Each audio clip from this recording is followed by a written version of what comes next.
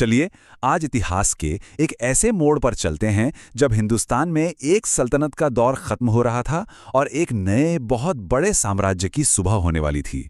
ये कहानी है उस शख्स की जिसने इतिहास का रुख हमेशा के लिए बदल कर रख दिया, ज़हीरुद्दीन मोहम्मद बाबर। तो देखिए, बात है 16वीं सदी की शुरुआत की। सदियों पुरानी दिल्ली सल्तनत अब अपनी आखिरी सांसें गिन रही थी। सत्ता कमजोर पड़ चुकी थी, शासक उतने लोकप्रिय नहीं थे और हिंदुस्तान की जमीन पर कह सकते हैं कि एक राजनीतिक खालीपन सा था जो किसी नई और ताकतवर शक्ति के उभरने का बस इंतजार कर रहा था। और बस इसी खालीपन को भरने के लिए इतिहास ने एक नया अध्याय लिखना शुरू किया। एक ऐसे साम्राज्य की नींव रखी गई जो अगले 300 सालों तक हिंदुस्तान की तकदीर लिखने वाला था। तो सवाल यह है कि इसकी शुरुआत किसने की? ये थे ज़हीरुद्दीन मोहम्मद, जिन्हें दुनिया बाबर के नाम से जानती है। बाबर का मतलब होता है बाघ। और देखिए, उनकी रगों में दो महान विजेताओं का खून दौड़ रहा था। एक तरफ तैमूर लंग और दूसरी तरफ चंगेज खान। मतलब ये सिर्फ एक परिचय नहीं था, बल्कि सत्ता पर उनका एक मजबूत दावा था। बाबर का जीवन आप कह सकते हैं शुरू से ही संघर्षों से भरा हुआ था। सोचिए, सिर्फ 11 साल की उम्र में उन्हें मध्य एशिया में फरगना की गद्दी मिल गई। कई उतार चढ़ाव देखे उन्होंने, जिसके बाद उनकी नज़र हिंदुस्तान पर पड़ी। लेकिन भारत में उनकी जो निर्णायक एंट्री हुई, उसका कारण बना एक न्योता। पंजाब के गवर्नर दौलत खान लोधी और मेवाड़ के राणा सांगा ने उन्हें दिल्ली के सुल्तान इब्राहिम लोधी के खिलाफ मदद के लिए बुलाया था। और बस यहीं पे बाबर की दूर की सोच काम आई। उन्होंने इस निमंत्रण में सिर्फ एक फौजी अभियान नहीं देखा, बल्कि हिंदुस्तान में अपनी हुकूमत स्थापित करने का एक सुनहरा मौका देखा। दिल्ली सल्तनत की जो अंदरूनी फूट थी, वो उनके लिए सबसे बड़ा अवसर बन गई। और यही अवसर बाबर को उस युद्ध के मैदान तक ले आया, जिसने भारत की तकदीर को हमेशा हमेशा के लिए बदल दिया। जी हां, हम बात कर रहे हैं पानीपत की पहली लड़ाई की। वो एक पल जिसने सब कुछ बदल दिया। अब देखिए, कागज पर तो ये लड़ाई बिल्कुल एक तरफा लग रही थी। एक तरफ थी इब्राहिम लोदी की विशाल सेना, जिसमें करीब 1 लाख सैनिक और सैकड़ों हाथी थे, और दूसरी तरफ बाबर की मुट्ठी भर मगर कहीं ज्यादा अनुशासित फौज। लेकिन बाबर के पास कुछ ऐसा था जो लोदी की ताकत पर भारी पड़ने वाला था: नई तकनीक और बेहतर रणनीति। बाबर की जीत के पीछे दो सबसे बड़ी वजह थीं।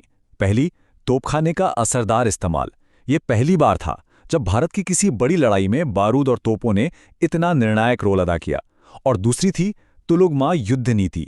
ये एक मध्य एशियाई तरीका था जिसमें सेना को अलग अलग टुकड़ों में बांटकर दुश्मन को दोनों तरफ से घेरकर उस पर हमला किया जाता था। तोपों की बौछार और तुलुगमा के घेरे ने लोधी की इतनी बड़ी सेना में भगदड़ मचा दी। पानीपत की जीत तो कह लीजिए सिर्फ शुरुआत थी।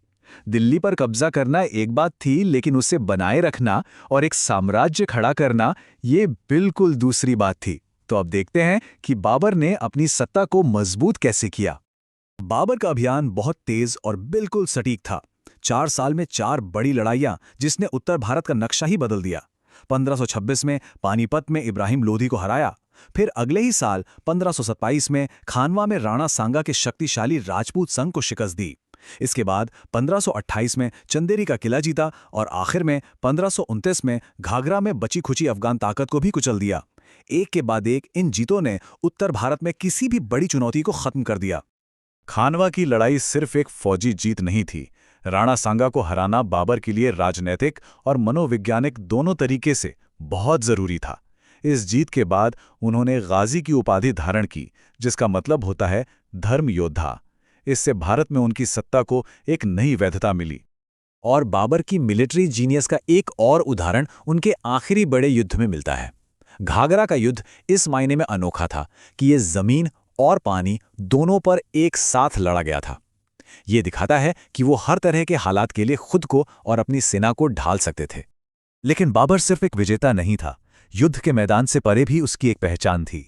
चलिए अब जरा उनकी विरासत पर एक नजर डालते हैं और उस इंसान को जानते हैं जिसने इस विशाल साम्राज्य की नींव रखी थी। हिंदुस्तान पर सिर्फ 4 साल तक शासन करने के बाद 1530 में आगरा में बाबर की मृत्यु हो गई। और दिलचस्प बात यह है कि उनकी आखिरी इच्छा थी कि उन्हें उनकी पसंदीदा जगह काबुल में दफनाया जाए। हालांकि उन्हें पहले आगरा के आराम बाग में दफनाया गया था, लेकिन कई सालों बाद उनकी इच्छा पूरी की गई और उनके अवशेषों को काबुल ले जाया गया। बाबर ने अपनी विरासत में सिर्फ एक साम्राज्य ही नहीं छोड़ा, बल्कि अपनी कहानी भी छोड़ी। उन्होंने खुद अपनी आत्मकथा तुज़ुक-ए बाबरी या बाबरनामा लिखी। ये किताब हमें उस समय के हिंदुस्तान, यहाँ के लोगों, यहाँ की प्रकृति के बारे में तो बताती ही है, साथ ही बाबर की अपनी जिंदगी, उनकी सोच और कला के प्रति उनके प्रेम को भी उजागर करती है। ये दिखाती है कि एक सख्त योद्धा के अंदर एक विद्वान और एक कवि भी छिपा था। तो यही कहानी का सार है।